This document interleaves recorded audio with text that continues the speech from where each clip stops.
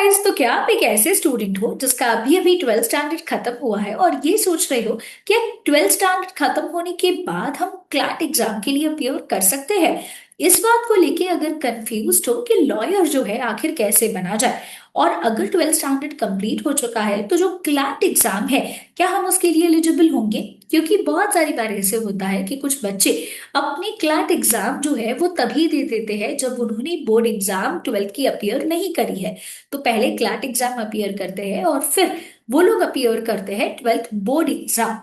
But अगर आपका twelfth standard already complete हो चुका है तो क्या आप एलिजिबल होंगे या नहीं। तो इस बात के लिए इसका जवाब है यस गाइस, आप एलिजिबल हो। अब देखो, जो क्लैट एग्जाम होती है ये एक कॉमन लॉ एडमिशन टेस्ट है। ये एक ऐसा गेटवे है जिससे आपको इंडिया की top law schools that is national law universities में पढ़ने का मौका मिलेगा। और ये यूनिवर्सिटीज जो है ये 5 ईयर इंटीग्रेटेड लॉ कोर्सेस जैसे कि BA LLB, BBA LLB, BCom LLB provide करते हैं।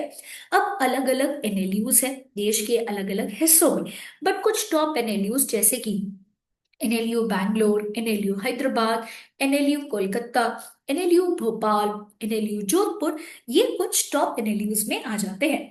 तो अगर आपका ट्वेल्थ स्टैंडर्ड खत्म हो चुका है तो क्या आप क्लैट एग्जाम अपियर कर पाओगे। तो जी हाँ गाइस, आप एलिजिबल हो। क्योंकि बेस्ट पार्ट ये है कि क्लैट एग्जाम अपियर करने के लिए किसी भी प्रकार का कोई भी एज लिमिट नहीं है। सिर्फ यही चीज है कि अगर आपने ट्वेल्थ स्टैंडर्ड पास कर लिया है और अगर आप जनरल या ओबीसी कैटेगरी को बिलोंग करते हो तो ट्वेल्थ में आपको मिनिमम 45% चाहिए। एंड अगर आप एक SC या ST कैंडिडेट हो तो आपको मिनिमम 40% जो है ये चाहिए। बट अगर हम लोग ऑलरेडी इस वक्त जो है ट्वेल्थ स्टैंडर्ड देने वाले हैं तो क्या हम एलिजिबल हो जाएंगे। तो इसका जवाब भी है जी हाँ गाइस, अगर आप एक ट्वेल्थ अपियरिंग स्टूडेंट हो तो भी आप एलिजिबल हो। तो इसका मतलब ये है कि कोई आपको ऐसा जो रेस्ट्रिक्शन है ये परसेंटेज का ये नहीं होगा, ऐसा कुछ नहीं है।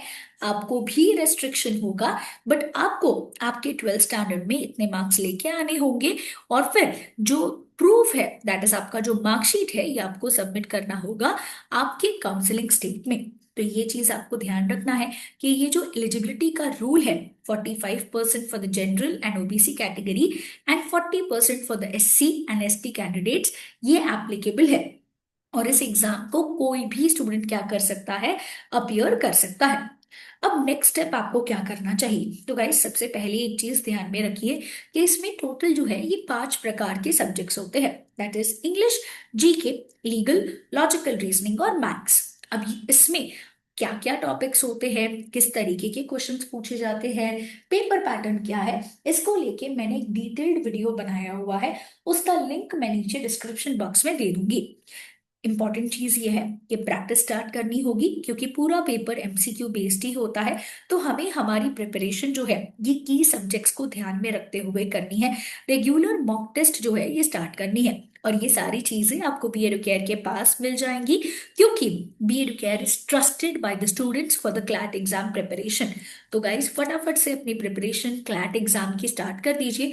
आप हमारे ऑफलाइन कोचिंग सेंटर्स जो डोंबिवली एंड घाटकोपर में है यहाँ पे विजिट कर सकते हो, या फिर आप हमें इन नंबर्स पे कांटेक्ट कर सकते हो for more information. Stay tune guys, अगर आपने चैनल सब्सक्राइब नहीं किया है तो कर लीजिए for more CLAT tips and updates.